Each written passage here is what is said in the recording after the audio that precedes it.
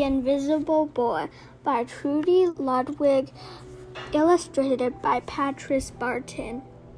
Can you see Brian, the invisible boy? Even Mrs. Carlotti has trouble noticing him in her classroom. She's too busy dealing with Nathan and Sophie. Nathan has problems with what Miss Carlotti calls volume control.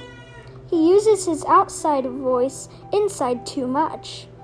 Sophie whines and complains when she doesn't get her way. Nathan and Sophie take up a lot of space. Brian doesn't. When the bell rings for recess, Micah and JT take turns choosing kids for their kickball teams. The best players get picked first. Then the best friends of the best players. Then the friends of the best friends. Only Brian is left, still waiting and hoping. JT glances in Brian's direction and just as quickly looks away. We've got enough players for each team, he tells the others. Let's play ball. In the cafeteria, Madison and her friends talk about her birthday party. The rope swing over the pool was awesome, said JT. Yeah, so was the water slide, adds Fiona. That was the best pool party ever. I'm so glad you guys had fun, says Madison. Everybody did except Brian. He wasn't invited. At choosing time, while the other kids play board games and read, Brian sits at his table doing what he loves to do best. He draws fire-breathing dragons scaling tall buildings, greedy pirates digging for treasure, space aliens locked in intergalactic battles, and superheroes with the power to make friends wherever they go.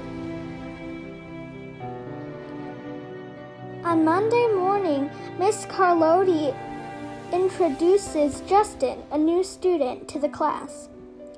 Brian smiles shyly at him. Some of the other kids looks at Justin, trying to figure out if he's cool enough to be their friend. They haven't quite made up their minds yet. At lunch, Madison and JT watch Justin eat with chopsticks. What's that? Asks Madison as she points at Justin's food. All the kids laugh. All of them. That is, except Brian. He sits there wondering which is worse, being laughed at or feeling invisible. The next day, when Justin goes to his cubby to put away his backpack, he notices a piece of paper with his name on it.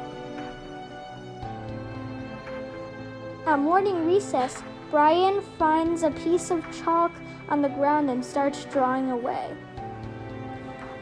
Hey, Justin, Emilio calls from the tetherball court. You're up next. Sorry, gotta go, says Justin. By the way, that's a really cool drawing, he adds before taking off. Back in class, Miss Carlotti asked the kids to team up in twos or threes for a special project. The kids scurry around the room to pair off. Brian heads toward Justin. I'm already with Justin, says Emilio. Find someone else. Brian looks at the floor, wishing he could draw a hole right there to swallow him up. Miss Carlotti gives the class directions for the project. Your assignment is to work together to write a story about what you see in that paragraph. Photograph, not paragraph. Whoa, cool, says Emilio. What kind of people do you think would live in houses like that? I don't know, but I bet Brian could draw them to go with our story. Brian smiles as he takes out his lucky pen.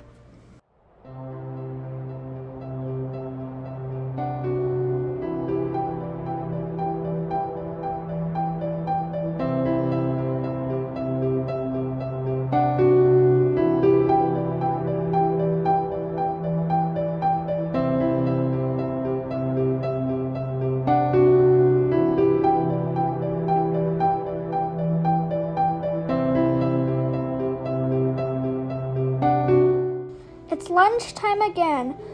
Brian's least favorite part of the day. Another 20 long minutes of kids talking and laughing with everybody else but him. Brian! He hears someone shout. Hey, Brian, over here. Brian turns and sees Justin waving him over. Emilio nods at Brian as he makes room for him at the table. Maybe, just maybe, Brian's not so invisible after all.